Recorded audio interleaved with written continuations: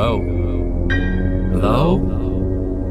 Please, I know you can hear us. We are trapped here in the spaces between worlds. It is a wonderful yet terrifying place, and only our voices escape. You can help us. You can let us in before we go mad.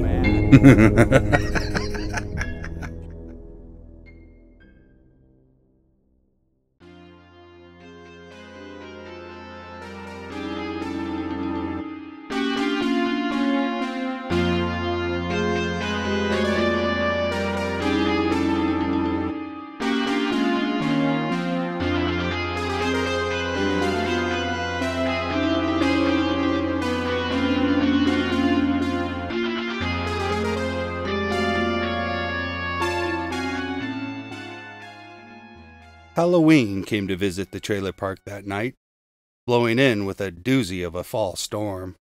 While the surrounding county had been assaulted with pounding rain, high winds, damaged property, and power outages, the little park came through unscathed, except for the hellish explosion of Halloween. Carved jack-o'-lanterns sitting on steps, witches' cauldrons full of candy by every door, life-sized figures of zombies, frankensteins, werewolves, and vampires stood amongst tombstones. Ghosts and skeletons hung from light poles, bodies dangled from hangman's nooses, and spiderwebs were woven into trees. Black widows the size of kittens nested in the fine silk threads. Red hourglasses emblazoned upon fat, ready-to-burst abdomens. Sam was the first resident to bear witness to this otherworldly phenomenon. After slamming his morning fix into an angry, purple-scarred vein, the 40-something drug-addict stepped outside for a smoke. Sam immediately noticed the pot of candy and saw the pumpkin on the stairs. However, something else caught his attention even more. The big, unruly rosebush in the front yard. Hundreds of small, colorful rectangles hung from every branch. As Sam drew near, the colors began to take shape. Nearer still, and the shapes became pictures. The dizzying vertigo of disbelief threatened to overtake him. Garbage pail kids. In grade school, Sam had had a hell of a collection. Most kids his age were collecting baseball cards, but not Sam. Sam was infatuated with the likes of Atom Bomb, Up Chuck, Fryin' Brian, and Boozin' Bruce. All of Sam's meager allowance, along with his odd jobs money, had gone to farting, belching, puking, smoking, exploding garbage pail kids.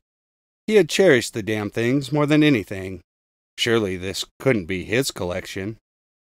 When the satanic panic of the 80s finally hit rural Montana, Sam's dad, a devoutly religious man, gathered up every last one of his precious cards, burning them in the burn barrel out back. Sam had never forgiven him. Sam reached out and plucked a card from the thorny mass, and his doubts became reality. Art apart, the dark dried stains of Jolt Cola still ruining his favorite card. His best friend had carelessly spilled his soda on the dismembered baby, a transgression that had been the end of their friendship. Sam snatched up more cards as childhood memories began to bombard him. None of them good. Fighting parents, failing grades, the first time he'd smoked a joint and drank a beer down at the trestle over the river, the first steps of a long and rocky decline. Most of all, Sam remembered his dad and the beatings.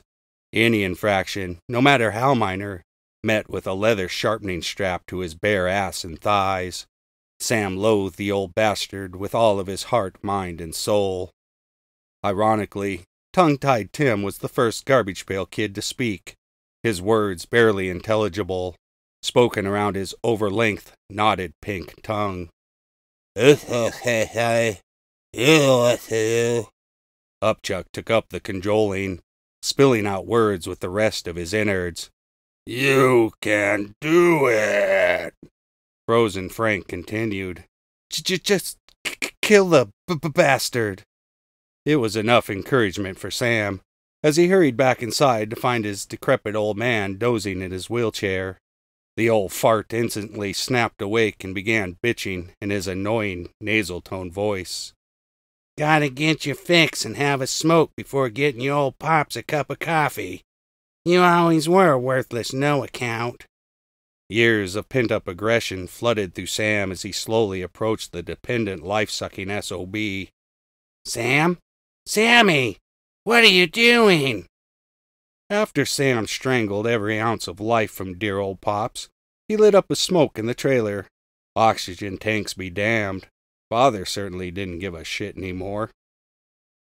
Sam giggled as a most wonderful idea suddenly occurred to him. Add Pops to the Halloween menagerie outside. Smashing an old sun hat down upon Pop's bald head, Sam wheeled him out and parked him in the back shadows of the porch. As an added touch of inspiration, Sam placed the cauldron full of candy on Pop's lap. Trick or treat. The next to discover Halloween had come to visit was Pete, the trailer park functioning alcoholic, barefoot, drunk, and wearing a ratty old bathrobe. Pete liked to pee outside, and as he relieved himself off the back steps, he saw a coffin-shaped mound of fresh dirt. A tombstone jutted up from the unmowed grass. Pete was so shocked he reined her in midstream and went to investigate. His naked toes sunk into the fresh upturned earth as he kicked hard at the grave marker, fully expecting the fake plastic to tumble away. Instead, his toes met with unmovable marble, causing him to swear and hop up and down on one leg.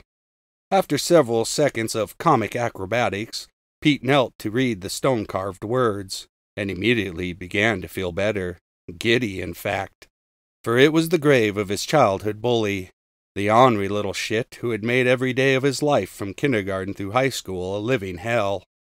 Pete vividly recalled the day, several years ago, when he'd learned that Ben had died. That was about all he remembered. After reading the Facebook post, Pete had gone on an epic, celebratory drunk, vowing to someday visit his tormentor's final resting place and piss on it. Unfortunately, Ben lived in Hawaii, and Pete never had the money nor wherewithal to follow up on his drunken promise. Now here was Ben's grave, right in his own backyard. Pete laughed hysterically, opened his robe, and pissed all over it, an action he'd soon regret. As the morning progressed, the first of many 911 calls began to filter into dispatch. A flustered, overly taxed operator struggled to understand exactly what was being reported. You're saying your trailer and yard were decorated for Halloween? Has anyone been hurt? Do you need an ambulance? Yes, I understand your yard has been dug up, but we've got emergencies all over the county right now. Unless someone is hurt or in danger, all I can tell you is I'll send the next available deputy. In the meantime, I would recommend you don't eat any of the candy. Maddie discovered the giant bowl of candy outside her door around 3 o'clock that afternoon. She had been gorging on large quantities of junk food while watching horror movies all day, wondering where in the hell was her home health care provider. Maddie hadn't been changed or had a real meal in far too long. Finally, out of desperation, she'd hefted her soiled, 400-plus-pound body from her easy chair and made her way to the door. Rather than noticing her panicked neighbors loitering about with cell phones glued to their ears, Maddie only saw the cauldron full of candy. With great effort, she squatted and plucked it up, carrying it back with her to the chair in front of the TV. Dream Warriors, her favorite of a Nightmare on Elm Street series, had just begun playing on AMC, but she was far more concerned with the bowl of candy on her lap. Real candy, just like Maddie remembered from when she was a kid. Giant, full-sized candy bars, segmented red and green snakes of Zots, little cardboard boxes of candy cigarettes, lemon heads, and Boston baked beans. Maddie greedily dug a pudgy hand into the mixed candy, and nostalgia overwhelmed her as she found her favorites. Paper packages of Pop Rocks, a glass bottle of cold, cherry-flavored, clearly Canadian, and last but not least, atomic fireballs. Not the chintzy, marble-sized wannabes you got today. These were the big ones, quarter-sized and ready to break a tooth. More than one poor unfortunate soul had busted a molar on these bad boys. Maddie pinched one free from its plastic covering and popped it into her mouth. Instantly, she was transported back to her childhood. Even in grade school, Maddie had been a big girl. Not fat, just tall and bulky. But her peers had always called her Fatty. Fatty Maddie 2x4, can't fit Fatty through the door. Not her big brother. Her big brother had always been her protector and her hero. She had adored him. The fire in her mouth was a bit more than expected. Perhaps that sensation too had been diluted over the years. Maddie gritted her teeth against the pain as she continued back in time. It was a beautiful spring morning, and Maddie was at her brother's high school baseball game. Her and the other kids, all boys, stood around just outside the fences behind home plate, glove-covered hands and tensed legs ready to retrieve any foul balls that might come their way. Turning in a foul ball to the concession stand meant a free atomic fireball. Turn in a home run ball from the home team, and you got 4 free fireballs. Maddie's brother was about up to bat when he called her over to the dugout. "Listen, Maddie," he'd whispered, "I got this pitcher figured out. Go stand behind the right field fence and I'll send one over for you." She hadn't even hesitated. Big Brother's word was truth. Maddie was the only kid standing behind the outfield fence as her brother stepped to the plate. It was a full count when she saw him look her way and nod. 4 free atomic fireballs coming her way. And he delivered. He always did. That is, until he died in a car accident his junior year of college. Maddie still kept the newspaper article in her scrapbook. College baseball standout and top pro prospect killed in fiery crash. The beginning of decades of eating her pain. Maddie choked on liquid fire burning its way down her throat and into her stomach. It never burned this bad. She felt as if she were swallowing a flaming sword. Maddie spit out the fireball. It landed on the carpet and sizzled. A mouthful of Pop Rocks and a swig of Clearly Canadian would surely quell the growing burn. Don't eat Pop Rocks and chug a carbonated beverage or your tummy will explode. The urban myth flitted through Maddie's mind as she poured the entire package of multicolored pebbles into her mouth, washing them down with half a bottle of the fizzy clear liquid. Searing pain enveloped her insides. If she wasn't so fat, she would have doubled over. Instead, she flailed her arms and legs like a beetle stuck on its back. "Ah!" she moaned. The pain was beyond anything she'd ever experienced. Yet tragically, she didn't pass out. Maddie watched in horror as her gut, already large and grotesque, expanded even more, filling with explosive gases. The Pop Rocks began bursting in her stomach. Her stretched belly looked like an octopus inside, fighting to break free from her womb. "It's true," Maddie thought. Then her guts exploded. A soft whomp as ruptured intestines spewed out. The old loaded snakes in a can gag. Great blobs of flaming napalm fat flew, setting fire to everything it stuck to. Carpet, walls, table, and blinds. Within minutes, the trailer became a blazing inferno. Thankfully, by this time, Maddie didn't feel a thing.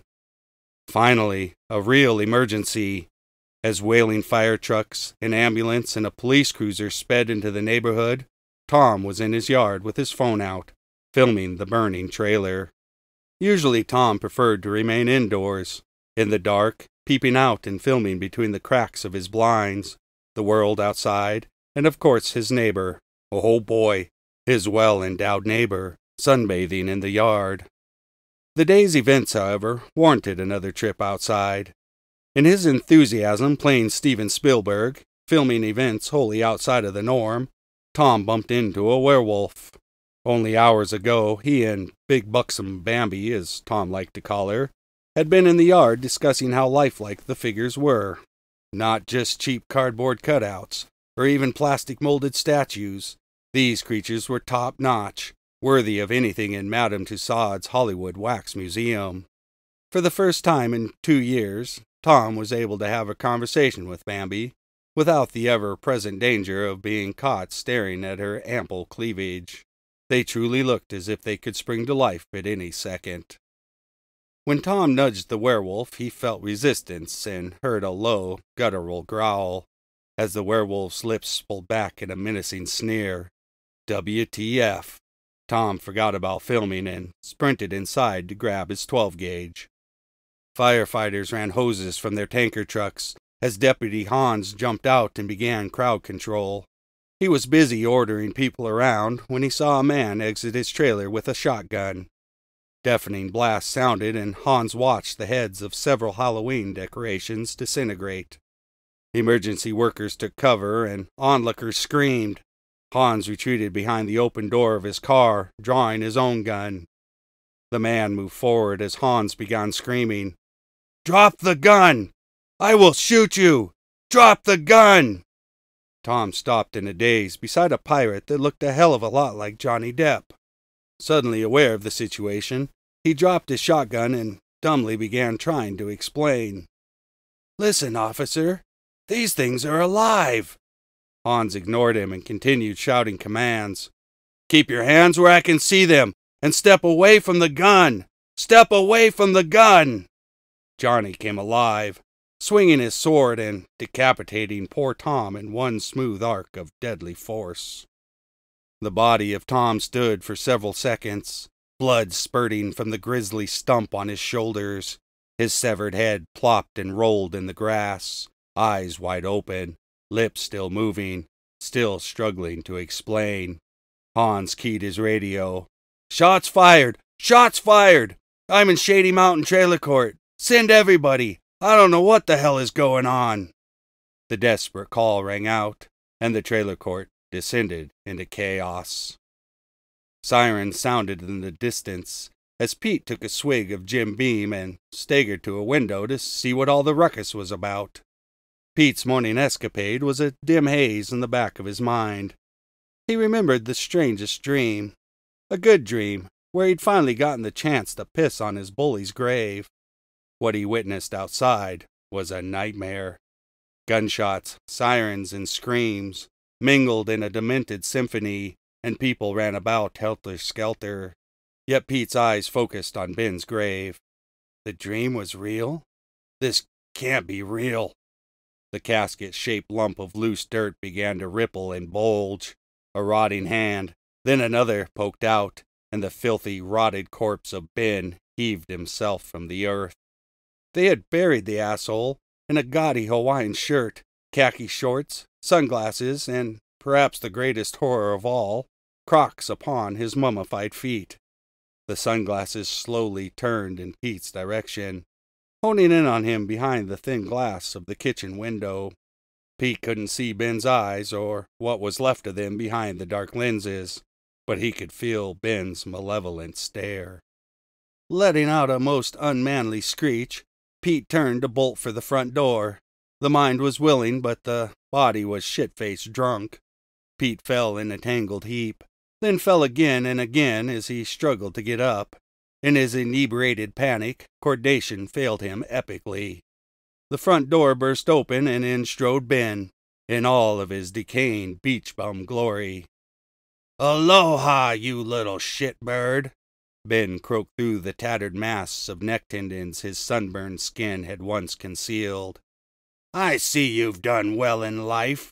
I always knew you would, you pathetic trailer park loser. Oh, the irony. I made it in life, yet I died and you still live. Well, we're about to remedy that, ain't we?" Pete wallowed helplessly on the floor, sobbing as Ben grabbed a dirty but deadly sharp butcher knife off of the counter. "Hold still, loser. This'll only hurt a lot."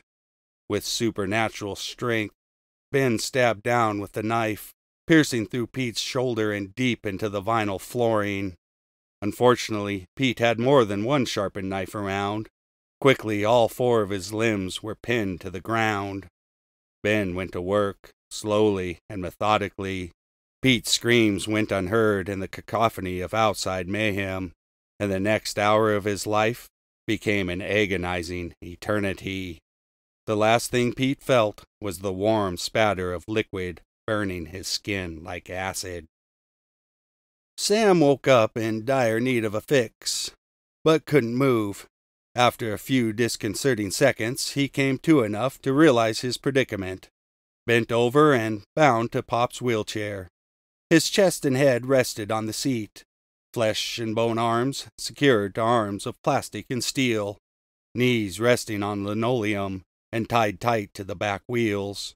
Sam began to shiver uncontrollably. The heat in the trailer was off, and he was naked. He'd awoken to many a strange situation during his drug-induced days, but this took the cake. Sam struggled against the constraints as he heard an old familiar cackle. "You've been a bad boy, Sammy.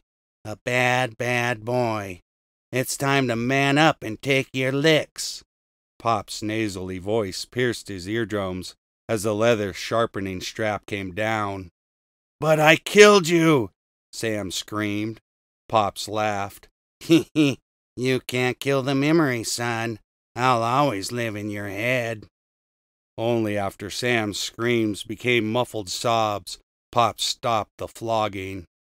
"Time for your last fix, sonny boy. You worthless no-account. You like shooting shit into your veins? Let's see how you like this." Sam heard the snap of a propane blowtorch ignite and managed to turn his head. What he saw broke his mind. Pops put the blue flame to a soup ladle full of sugary chocolate delights from the cauldron of candy. The broken-up rectangles of Hershey bars melted, then boiled. The scent of burning chocolate filled the air as Pops used one of Sam's own syringes to suck up the liquid brown goo. "One hot shot coming up," Pops gleefully exclaimed, as he thrust the needle directly into Sam's internal jugular vein. Sam seized and died almost immediately, but not before the burning within his heart and brain lasted forever. Outside Sam's trailer, in the heart of the park, the carnage was abundant. Firefighters used hoses as improvised weapons, sending the Halloween horrors flailing backwards with the sheer power of pressurized water. Meanwhile, other trailer park residents had armed themselves and were busy firing into the melee with a wide variety of Montana firepower. Hans holstered his handgun and grabbed his AR, gleefully joining in the Wild West shootout. "Them Earp brothers ain't never seen no shit like this before," he thought as he emptied a magazine into a large herd of scampering arachnids. The sheriff's posse, along with the local PD, showed up, hurriedly yet expertly assessing the situation before setting up a perimeter and joining the fight. Silver bullets and wooden stakes were the things of fairy tales. Hot lead, copper, and frontier justice trumped superstition, as Halloween took massive casualties. "This here town ain't big enough for the both of us." Full dark settled in. Old Pops and Beach Bum Ben slipped from trailer doors to blend into a hodgepodge group of fleeing, terrified lawn ornaments. Old Pops didn't move as good as he once did. Lagging behind, he quickly took a well-placed shot to the dome. His bursting skull and brain matter spattered Beach Bum Ben with bone and goo shrapnel. Ben, always vain, stopped to examine his brain-spattered Crocs, and he too suffered the same demise. Frankenstein ran into Dracula and the Wicked Witch of the East, as he tried in vain not to trample on the fleeing Black Widows in his haste to escape. "What in the hell is going on?" he shouted to no one in particular. The Wicked Witch replied out of breath as she ran along beside him. "I don't know. One minute I'm casting a spell, the next I'm frozen all day in some trailer park trash's yard. I couldn't even move until old Johnny chopped the head off of that human." The small group of refugees grew in number, even as some were mowed down by the continuous barrage of bullets. By divine grace, or fate, they managed to find the one weak spot in the defenses. Free at last, free at last. Thank God Almighty they were free at last. They scattered out into the surrounding county, like ants pouring from an anthill kicked by some snot-nosed brat. Vampires, werewolves, pirates, witches, spiders, frankensteins, and more. The entire motley entourage, running through the streets of the city, just trying to get away, just trying to get home. So, if you're ever out trick-or-treating and run into a bunch of fleeing horror, just think of them dinky little Kit Kat bars in your bag of goodies and give 'em a break.